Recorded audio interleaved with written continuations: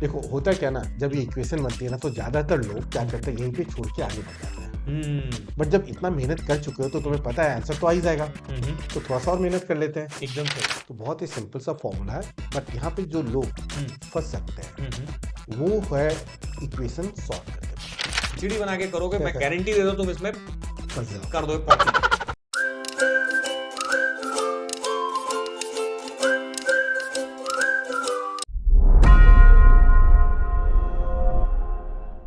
नमस्कार जनता, मैं एडुटेनर कुमार एज विद्यार्थी अर्जुन मैं एडुटेनर नितिन एज गुरु द्रोणाचार्य आपका तहे दिल से स्वागत करते हैं कैट 2021 के स्लॉट 1 से उठाए गए एवरेजेस के इस सवाल। हाँ। तो सर, इस कोविड इन्फेक्टेड पेशेंट वाले सवाल में हाँ। कोई खास बात छुपा रखी है क्या? देखो ये एवरेज के कॉन्सेप्ट पे है, ओके। और एवरेज में एक ही फॉर्मूला होता है, sum of all quantities divide by total number of quantities. जब बात तो बहुत ही सिंपल सा फॉर्मूला है, बट यहाँ पे जो लोग फंस सकते हैं वो है इक्वेशन सॉल्व करते वक्त। घोड़ागिरी बेटा, सावधानी के साथ घोड़ागिरी करना पड़ेगा इसमें लग रहा है। तो चलिए देखते हैं सवाल का जवाब कैसे बनाया जाए। तो सवाल आपके कंप्यूटर स्क्रीन पे ये रहा। अपना जवाब देखने के पहले 3 से 5 मिनट इस सवाल को अटेम्प्ट करिए और फिर वापस आके इसका जवाब देखिए, तब आएगा मजा। तो चलिए सर, अटेम्प्ट करते हैं लाइन बाय लाइन। 3 लाइन का सवाल है ये। Suppose hospital A admitted 21 less covid infected patients than hospital B. अच्छा, ए और बी में कंपटीशन चल रहा है। And all eventually recovered. ठीक ओके, है, सबसे पहले ये डेटा लिख दो मैं कहीं। बिल्कुल सर। सो दो हॉस्पिटल है, हॉस्पिटल ए हैज 21 लेस, तो हॉस्पिटल ए में अगर x पेशेंट है तो हॉस्पिटल बी में कितने होंगे? x plus 21. That's right. So the next line says the sum of recovery days for patients in hospital A and B were 200 and 152 respectively. Okay, so next point is total day To recover so hospital A में total recovery days is how much? 200 sir. 200, और hospital B में 152. perfect. Next line. Next it says if average recovery days for patient admitted in hospital A was 3 more than the average of hospital B, then the number admitted in hospital A was. Sir, average recovery day क्या है sir? x by 200 and x plus 21 by 152 का जो difference है that is 3. No, अब्बा नहीं मानेंगे। देखो average recovery day for patient it means what? Total number of days divided by number of patients.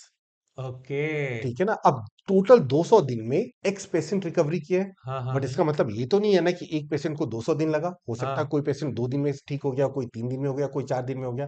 तो मुझे एवरेज रिकवरी डेज कैलकुलेट करना है, तो total number of days divided by number of patient. तो बेसिकली रिकवरी डेज पर patient हम निकाल रहे हैं यहाँ पे, यस, राइट? तो ए का एवरेज क्या हो जाएगा? 200 by x. परफेक्ट। और बी का एवरेज क्या हो जाएगा? 152 by x plus 21. और इन दोनों के बीच में डिफरेंस कितना गिवन है? 3 है। तो इन दोनों का डिफरेंस क्या हो गया? हम्म, अब पता है चैलेंज कहां पे आता है? बताइए इस ना। इक्वेशन को सॉल्व कर, आ ही रहा है सर ऑलरेडी। बट इस इक्वेशन को ना बहुत इजी तरीके से भी सॉल्व कर सकते हैं।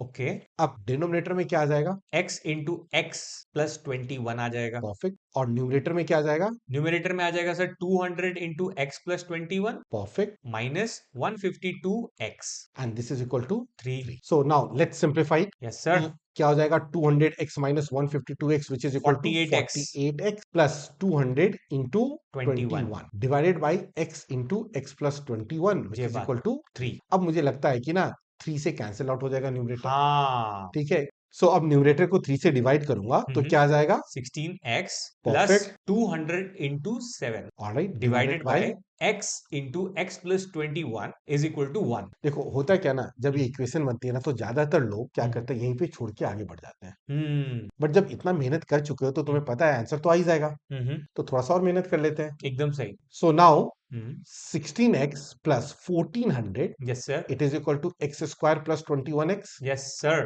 तो ये क्या आ जाएगा? X square plus 5x is equal to how much? 1400। हाँ, अब यहाँ पे क्वाड्रेटिक इक्वेशन बनेगा। बन तो गया है सर। That's right. अब यहाँ पे ज्यादातर लोग गलती करते हैं, वो क्वाड्रेटिक इक्वेशन को सॉल्व करने की कोशिश करते हैं, जो कि सही है, उससे आंसर आ जाएगा। बट मुझे ये पता है कि ये जो टोटल नंबर ऑफ पेशेंट है वो है तो इंटीजर। हाँ, ये बात तो सही है। तो ये जो इक्वेशन है ये x into x plus 5 is equal to 1400 है। Okay. So x is integer, x plus 5 is integer, so basically 1400 को मुझे प्रोडक्ट ऑफ टू इंटीजर्स लिखना है जे बात। और उन दो इंटीजर के बीच में गैप कितने का होना चाहिए? 5 का। 5 का। तो मैं वैसे फैक्टराइज करने की कोशिश करूंगा और हो सकता है उससे आंसर जल्दी आ जाए। बिल्कुल सर, तो तो 1400 को फैक्टराइज करते हैं। हाँ, ओके। सो हमारी इक्वेशन क्या थी? x x into into x x plus plus 5 5 is is equal equal to to 1400. 1400। इसको फैक्टराइज करते हैं, 14 हो गया 2 इंटू 7, Yes sir. तो इसका 100 आता है, which is 4 into 25। Yes sir. So 4 into 25. Hmm. Now this is 2 into 7 and 4 भी क्या है? 2 into 2 Yes sir. और 25 क्या है?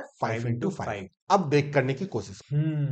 तो देखो ये 7 into 5 क्या होता है? 35. ओके 35। Hmm. एंड ये 2 into 2 into 2 into 5 Hmm. 40 Mm-hmm. आ गया। 35 into 40 5 का gap. Yes sir. So x is what? 35। So the answer is 35 sir, ये तो आ गया सर, थोड़ा घोड़ागिरी था सर ये। हाँ, बट यहाँ पे यही था कि इस हम्म इक्वेशन को मैं कितनी जल्दी सॉल्व कर सकता हूँ। तो हम्म जब भी क्वाड्रेटिक इक्वेशन दिखाई दे हम्म और यहाँ पे बात हो रही है नंबर ऑफ पेशेंट्स की ना, तो हम्म इंटीजर होगा। हम्म सो पूरा इक्वेशन सॉल्व करने की जरूरत नहीं है, फैक्टराइज कर दो। फैक्टराइज करके आंसर फाइंड आउट कर सकते हैं। समझ रहे हो? Simple halwa question but lot of calculation. बहुत बस सारे लोगों के लिए पतली गली हो सकती थी ये, लेकिन सर ने क्या कहा कि अगर तुमने घोड़ागिरी करके 80% पहुंचा दे तो फिर 20% पे गिव अप नहीं मारने का, उसको एकदम नीट एंड क्लीन वे में लिख करके सॉल्व करना, क्योंकि खिचड़ी बना के करोगे मैं गारंटी दे दो तुम इसमें फंस जाओगे। कर दो पॉटी। तो चलिए स्वस्थ रहिए, व्यस्त रहिए और मस्त रहिए, क्योंकि आसान है। हो जाएगा। Tata, adios, bye bye guys, जय हिंद। म्यूजिक